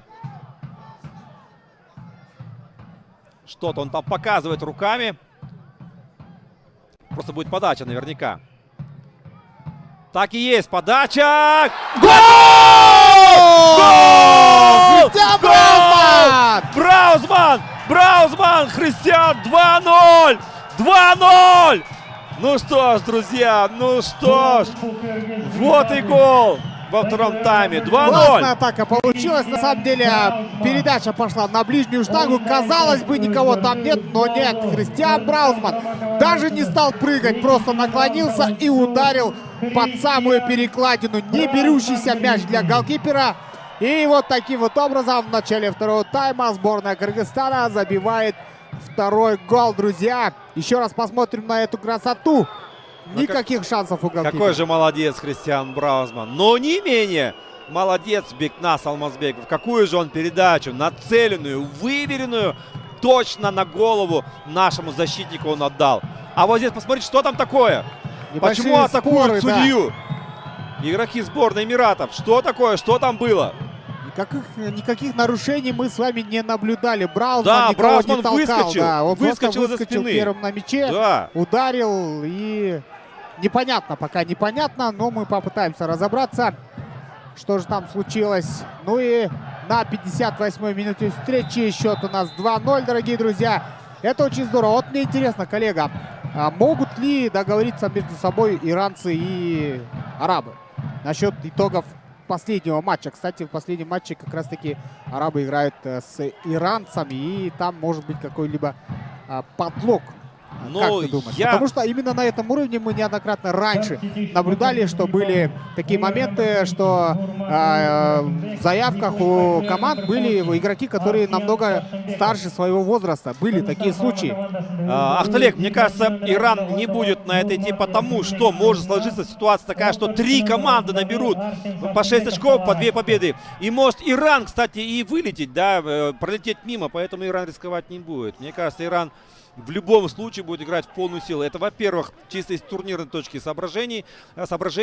Но здесь есть еще другой момент, что Иран и Эмираты, они спорят за то, кто в Азии лучше. И это тоже не с руки иранцам проигрывать. Я надеюсь, арабам. надеюсь, да, конечно. они будут спорить за то, кто же является все же фаворитом, да? Да, кто является победителем лучшим, этой группы, да, вообще в Азии. Да? Я не думаю, что Иран Я надеюсь, будет что играть. так и будет, что спортивный принцип, конечно, будет побеждать все остальные принципы. Ну и, тем не менее, очень приятный счет у нас на табло. Счет 2-0, дорогие друзья. Это уже не 1-0. Здесь уже ни о чем говорить, о рисках, наверное, говорить не стоит. Конечно, впереди масса времени для того, чтобы отыграться и даже выйти вперед. Но с такой игрой, с такой отдачей в сегодняшнем матче, как у наших ребят, я думаю, пропустить 3 мяча нужно очень постараться. Так, атакуют. Теперь уже вот мы видим, наседают игроки в красной экипировке. Чуть большими силами они пытаются идти в атаку. Это очень хорошо для нашей команды, потому что будут вот такие вот бреши. В обороне будут свободные зоны, и этим нужно непременно пользоваться. Прессинг на чужой половине. Здорово! Нужно забивать. Одна передача. Не самая удачная передача, конечно. Выскакивал из-за спин защитников. Здесь тем временем попытка то ли удара, то ли передачи со стороны Нурбола Бахтыбекова. Пролетает он совсем далеко от ворот.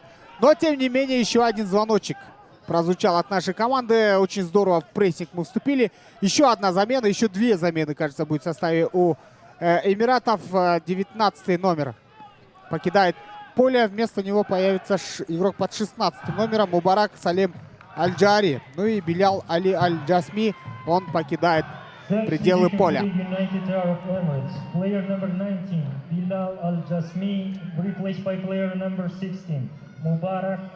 еще одна замена, вторая мы видим. Вместо 15-го номера, да. Второй номер появляется на поле. Второй, да. Саиф Якут Аль-Джурайши вместо Наваф Ясми Аль-Яси. Да, вот это двойная рокировка. Да, и это уже 3 человека поменял в своей команде тренер Арабских Эмиратов. Конечно, он был недоволен еще в первом тайме действиями своих подопечных именно в атаке. Да? В то время как в нашей команде была произведена только 1 замена. Но вот сейчас вновь 9-й номер нашей команды в окружении 2 игроков сборной Эмиратов пытается сделать передачу штрафную. Не проходит он далеко, но у нас есть Христиан Браузман, человек, который может выкинуть мяч с боковой линии, доставить его в центр штрафной площади. Нет? в нашу пользу, конечно, конечно. Отдает сейчас 9 номер, просит делать это быстрее Христиана. Но Браузману незачем торопиться. Заброс в штрафную, скидка головой.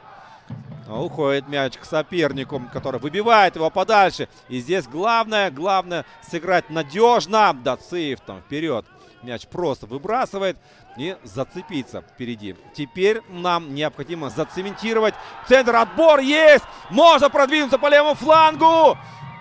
Нет, потерял там мяч. Бекнас немножко убежал вперед мяча. Что там будет? Нарушение? Да, Алмазбеков там не прав, разводит он в сторону руками. Говорит, что ж такое, вроде бы не нарушал я правила, но тем не менее арбитр усмотрел там нарушение. И сборная Арабских Эмиратов разыгрывает. Ну что ж, 2-0 это вполне себе комфортный счет для нашей команды. И теперь необходимо просто этот успех удержать или развить. Ой, далеко как выходит вратарь. Мы знаем, что он играет не очень надежно. И правильно делает, что 11 номер его прессингует. Денишбеков не дает спокойно принять решение голкиперу. Так и надо. Так и надо. Но ошибаться нам тоже нельзя. Вновь по левому флангу. Самый активный фланг у нас левый. До конца нужно бежать, прессинговать. Видим большое количество ошибок на своей половине допускают игроки Арабских Эмиратов. Ну и появился у нас на поле игрок под 14 номером Арсен Шаршимбеков. Он играл в стартовом составе в матче с Ираном. Появился он вместо Нурмата Улу Ирахимбека. Ирахимбек как раз таки тоже появлялся уже со скамейки запасных в матче с Ираном. Ну и болельщики, конечно, еще более активно себя начали вести, поддерживать полностью и целиком наших молодых ребят. Сегодня, как мы уже отмечали, сборная Кыргызстана играет в белой экипировке и настоящий Ахшумкар. Мы сейчас с вами наблюдаем, и этот Шумкар устремляется вперед к основной сетке Кубка Азии Ю-20. Видим столкновение в центре поля. Очень больно здесь игроку нашей команды Эрмек Кенджибаев. Лежит на газоне, пожелаем ему здоровья. И, конечно же, хотелось бы, чтобы он смог продолжить эту встречу. Один из самых активных футболистов в нашей атаке Эрмек Кенджибаев. И не зря он появляется уже второй раз подряд в стартовом составе. Лисицын доверяет ему. Ну и мы также всецело верим нашим ребятам. Эрмек Кенджибаев очень важное звено, да, очень важная составляющая игры нашей команды. Эрмек Кенджибаев действует, если не на самом острие, там больше играет и Марлен Мурзахматов, и другие нападающие. Вот как раз под ними и играет Эрмек Кенджибаев, когда раздает передачи на ход нападающим, атакующим игрокам. И его потеря для нас будет существенна. Нельзя, чтобы он, будем надеяться, что с ним все в порядке. Очень не хочется, чтобы он заменился в этом матче. По крайней мере, до сих пор действовал Эрмек вполне неплохо, уверенно. И во многом тот успех, который сейчас имеет команда, а мы выигрываем 2-0, во многом благодаря в том числе и 21 номеру нашей команды. Но готовы сменить. Мы видим вот наших ребят в резерве, которые готовы в любой момент вступить в игру, да, и сыграть не хуже, я уверен. Игра продолжается. Дает свисток арбитр и вновь отправляется мяч вперед. Уже сейчас наши ребята и через длинные пасы отправляют мяч вперед. Мы увидим, что Эрмек Кенджибаев пришел в себя, все в порядке, он на поле, это радует. Неприятный удар, конечно, был в его сторону. Да, угловой. Еще один угловой. Где Христиан Браузман? Дайте Браузмана в штрафную площадь. Пускай он там наведет шороху.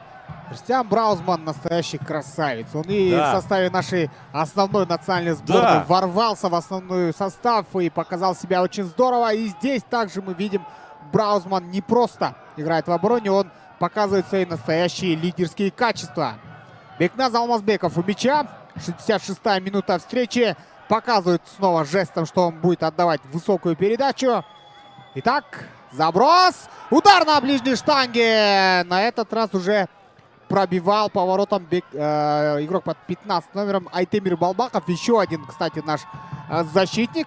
Но на этот раз удар не сложился. Здесь тем временем попытка дальнего удара с левой ноги. Пробивал без обработки мяча. Ну, такие удары, конечно, они очень сложны.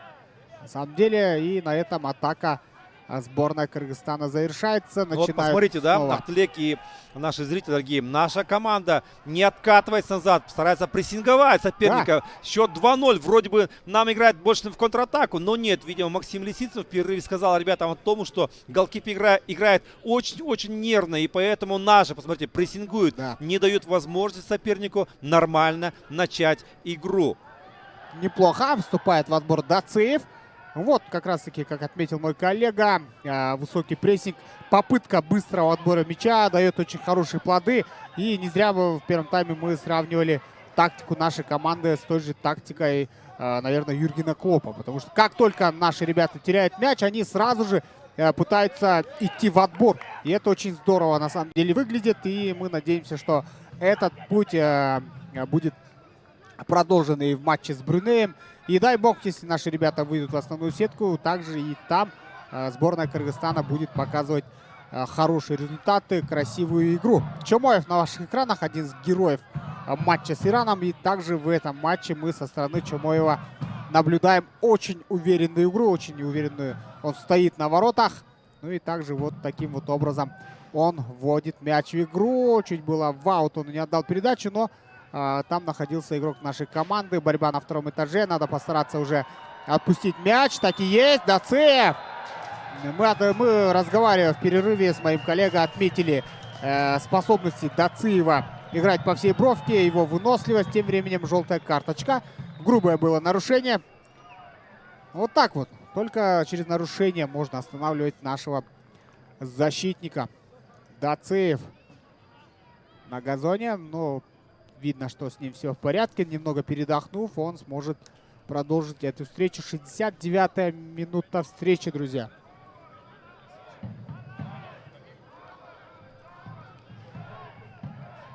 Еще раз посмотрим за этим эпизодом. Второй номер Эмиратов нарушает правила Саиф Якут Аль-Джурайши. Да, ему было показана желтая карточка. Теперь в активе сборной Эмиратов это 2 уже карточки. Итак, Бекназ Алмазбеков у мяча. Айтемир Балбаков там что-то выслушивает от арбитра. Небольшие такие столкновения. Просто чтобы играть без рук. Итак, Алмазбеков. С правой ноги, наверное, будет лучше подавать. Нет, с левой ноги будет передача от ворот уже. Неплохо. Самый последний момент уже видим центральный защитник Эмиратов справился с этой угрозой. Отличная могла получиться, отличный стандарт мог получиться. Передача была такой крученой от ворот. Направлялся мяч, был закручен, и тем самым можно даже это внести, наверное, в один из таких опасных, полуопасных, наверное, моментов. Во втором тайме отбор, еще один удар. И угловой будет очередной. 70-я минута, друзья. Да, действительно, еще один угловой. И это сегодня опасное оружие в руках и ногах нашей сборной. И в головах, конечно же. Кристиан Браузман, Айтемир Балбаков. 2 высокорослых наших защитника готовы замкнуть подачу с углового. И не зря арабы придерживают даже порой руками этих футболистов. Подача! В сторону ворот идет мяч. Закручивал Бекназ Алмазбеков его прям непосредственно в створ ворот. От кого теперь ушел мяч? От наших, к сожалению. Быстро красный мяч пытаются ввести в игру. И вот только сейчас получается это сделать. Ну что ж, все пока идет в нашу пользу. Счет 2-0, благоприятный, да. Не даем мы арабам развернуться в атаке, но внимательность и внимание должна до конца. Опасная ситуация. Вставать. Где наш голкипер? 15-й Айтемир Балбаков принял на себя этот удар. Чумоев там немножко не рассчитал, да, свой выход к мячу. И в одиночестве там игрок Эмиратов пытался попасть в ворота с такого среднего расстояния, уже внутри штрафной площади находился он. Угловой будет. И посмотрим теперь, как Эмираты этот стандарт проведут, какие у них есть заготовки. 20-й номер команды Атик Исам Эмбарко будет подавать. Есть подача головой. Наши выбивают мяч.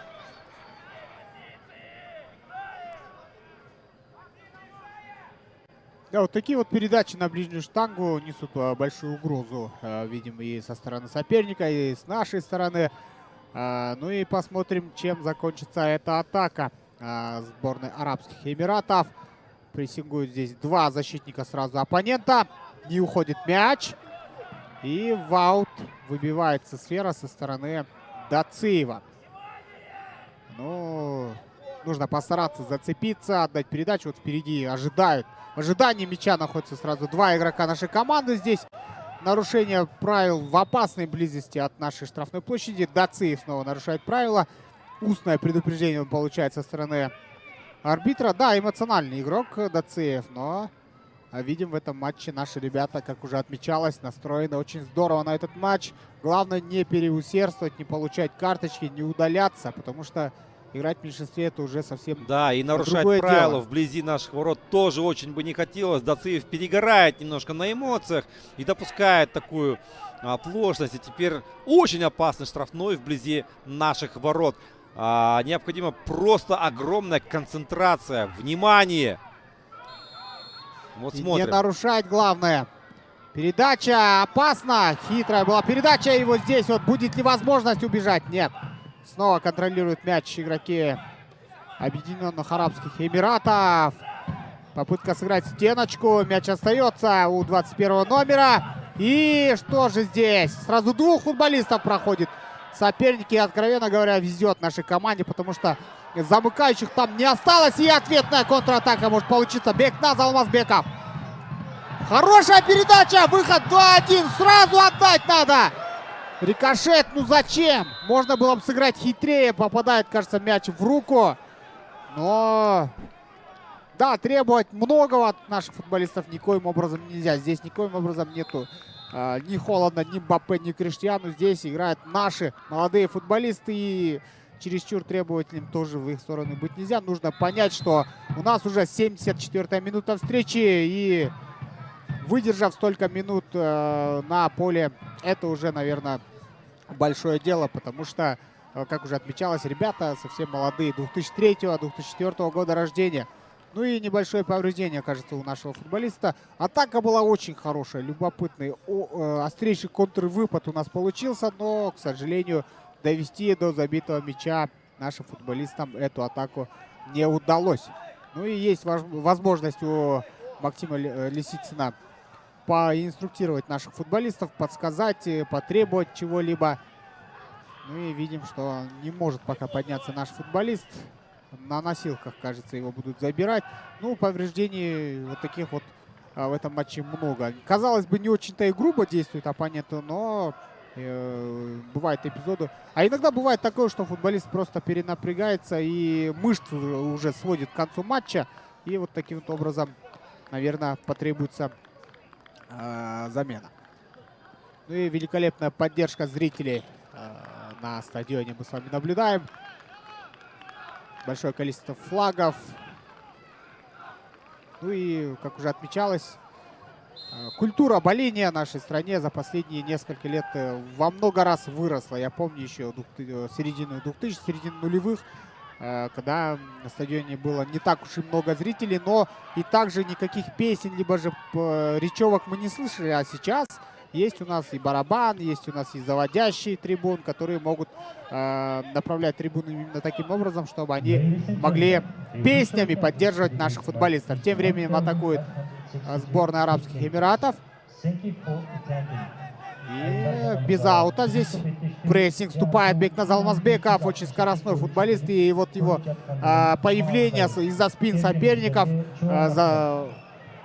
берут врасплох футболистов, защитников Арабских Эмиратов. Вот здесь нарушение. Вот усталость, кажется, сказывается и на игроках Эмиратов, и на игроках нашей команды. Тем временем замена. 11 номер, один из героев этой встречи, Бимирза Дженгишбеков, покидает пределы поля. Ну и вместо него появляется на поле Марлен Мурзахматов под 19 номером. В его сторону тоже надежд много. Мурзахматов один из самых опытных игроков в составе нашей молодежной команды. Он появлялся в стартовом составе в матче с Ираном. И вот здесь у него есть шанс доказать Лисицыну, что он достоин места в стартовом составе. Но мне кажется, здесь дело больше в ротации, да. Марлен Мурзахматов начал в старте в прошлом матче. В этом матче все-таки слишком мало, может быть, дней прошло для полного восстановления. Лисица решил его немножко поберечь, да, для того, чтобы он не растратил все силы, да. Нужен он еще и в матче против Брунея. Действительно, Марлен Мурзахматов, у нас все игроки до 20 лет. Почему он один из самых опытных? Вот я поддержу своего коллегу. Потому что Марлен очень много и часто играет. Он может стать основной нападающий нашей команды. Если многие игроки ротируют, то Марлен Мурзахматов, ну, практически, ну, по крайней мере, в кыргызской премьер-лиге играет все, абсолютно, ну, практически все матчи играет. Поэтому можно сказать, что это очень наигранный нападающий нашей команды. Он знает, что нужно делать в каждый конкретный момент времени. Вот сейчас не согласен был Христиан Браузман с нарушением. Держался он за голову почему-то. Мне тоже показалось, что там было нарушение, действительно. Но вот здесь Саид Дациев падает, но игра не останавливается. Нам нужно мяч теперь перехватить. Нарушение с нашей стороны было. Арбитр подходит к Дациеву, но Саид поднимается. Игра может быть продолжена. Да, нарушать возле нашей штрафной нельзя. Нельзя. Кинджибаев разговаривает с судьей.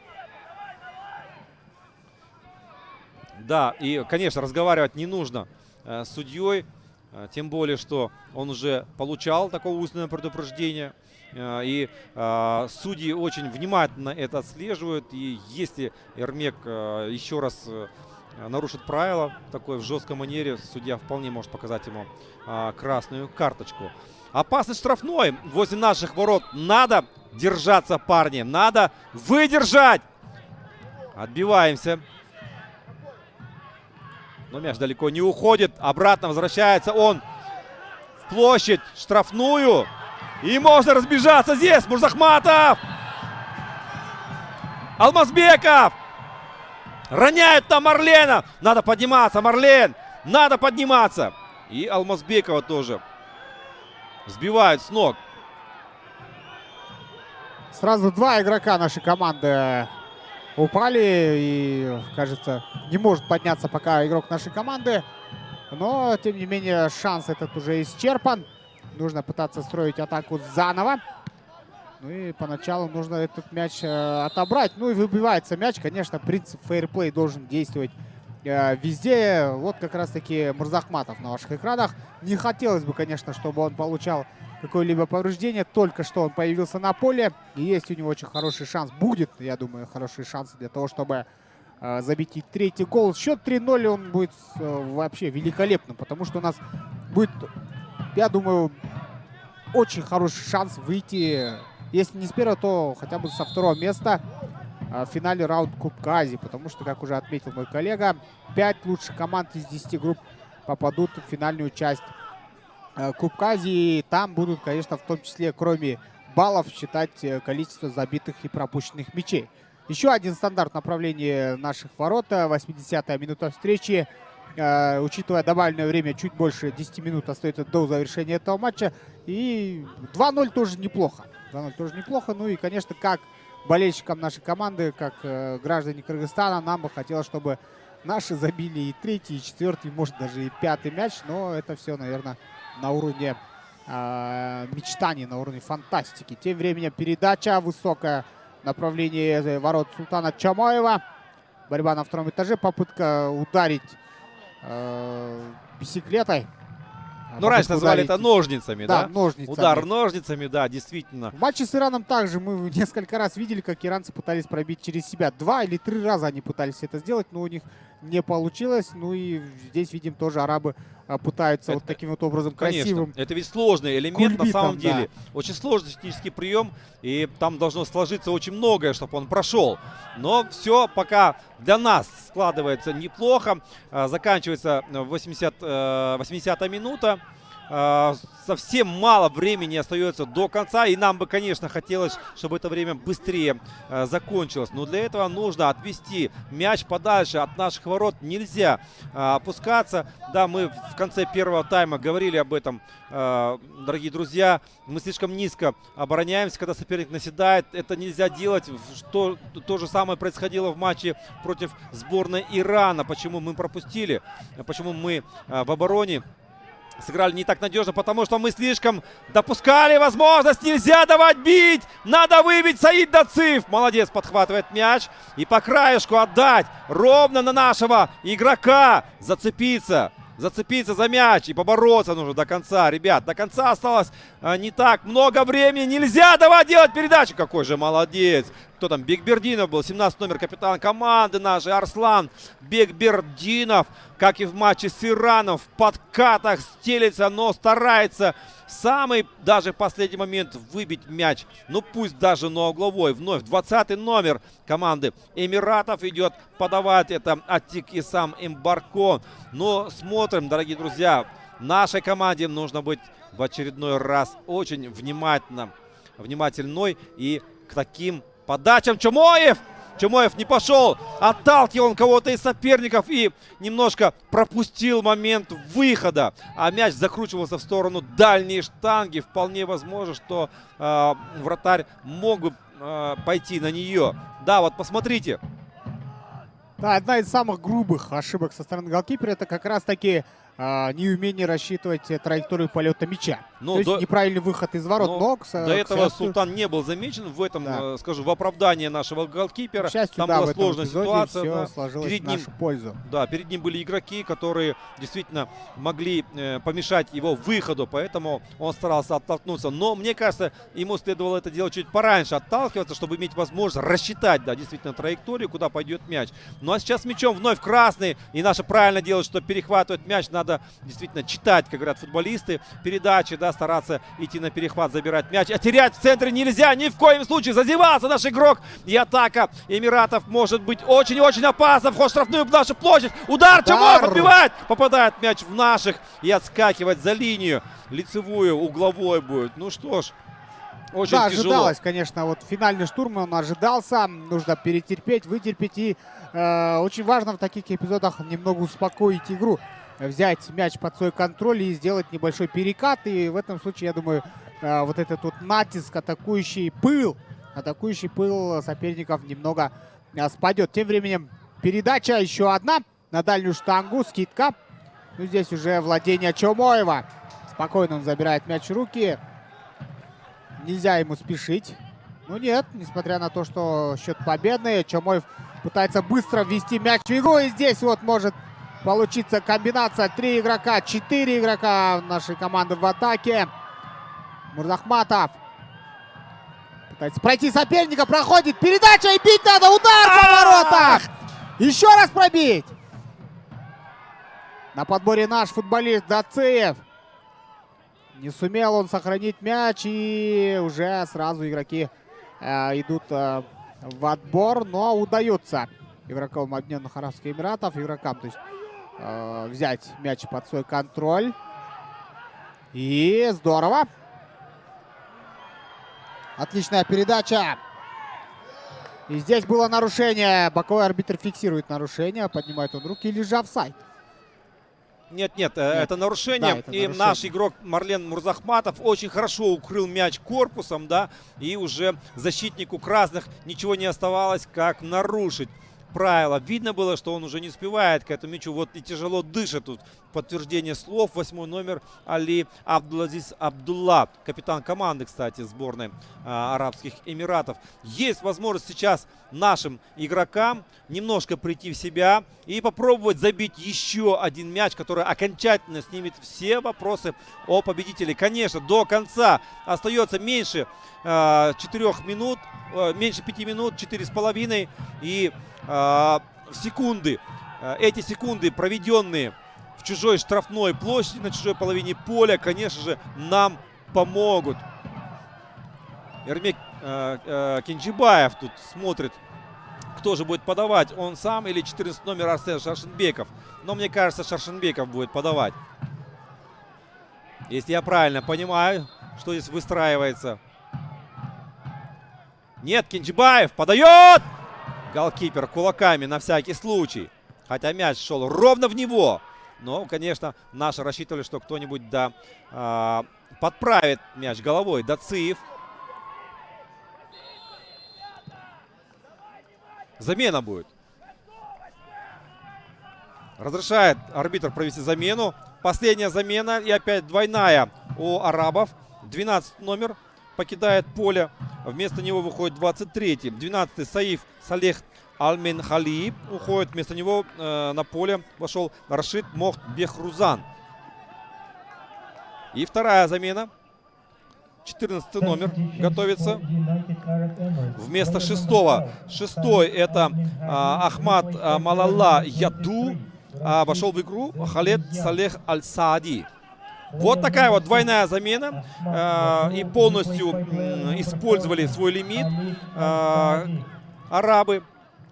Игроки, команда сборной Объединенных Арабских Эмиратов. Но у нас было 2 замены по одному игроку.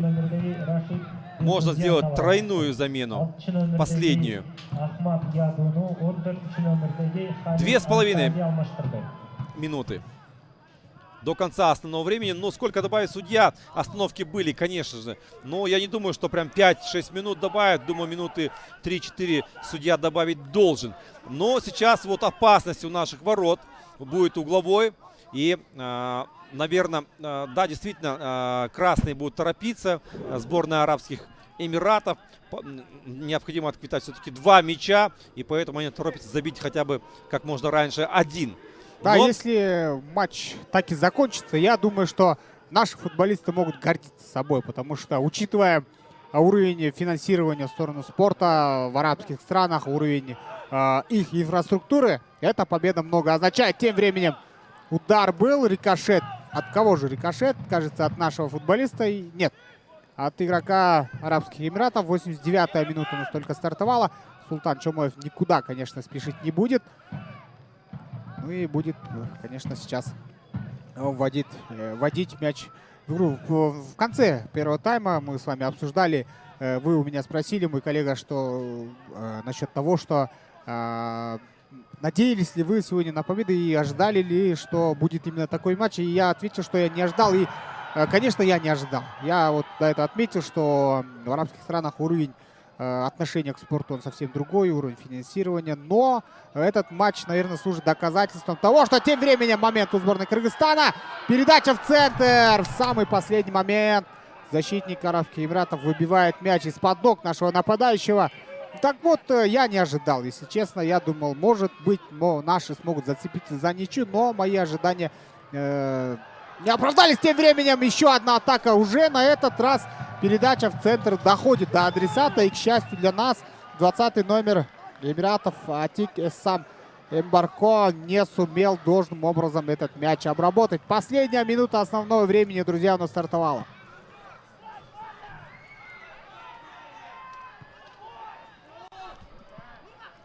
Ну и добавил судья 4 минуты, как я и говорил, да, на 5-6, конечно, не было остановок в игре, но вот как раз таки 4 минуты было добавлено. Ну что ж, 20 секунд основного времени плюс 4 компенсировано временем. Это ровно столько, сколько надо нашей команде продержаться для того, чтобы победить в этом матче. Чумоев мяч забирает, торопиться не будет и не надо. Может не брать в руки, подождать, пока они прибегут.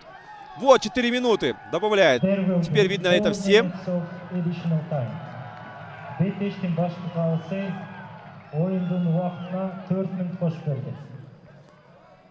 Да, можно и вперед выбить подальше, дать возможность отдохнуть обороне. Все-таки оборона сегодня очень много играла, действовала. А вот здесь, да, можно побороться за мяч впереди. Марлен Мурзахматов именно для этого и вышел. Налево передача. Чуть-чуть дальше бы, да, передачу сделать себе на ход. А вот здесь Мурзахматов в касание. Направо. Правильно, надо держать мяч в атаке. Это лучшая защита. Нарушение, Было да. нарушение, да. Да, до мяча было не нарушение. коснулся 9-й защитник. номер наш. Напросился. Нурбол Бахтыбеков тоже сыграл очень грамотно. Очень нужный стандарт для нашей команды. Уже пошло добавленное время. Минута добавленное времени истекло. Да, здесь, видите, никакого мяча не было на пути у защитника. Ну и замена очередная в составе нашей команды. 12-й номер у нас Элеман Акылбеков появится на поле вместо Нурбола Бахтыбекова. Да, это третья замена. К сожалению, последняя по регламенту. В матче может быть произведено замен 5, но 3 сериями, да, то есть наши были серии по одному человеку, а в то время как Эмираты меняли по одному, по двое, поэтому 5 человек в сборной Эмиратов заменились, а у нас 3.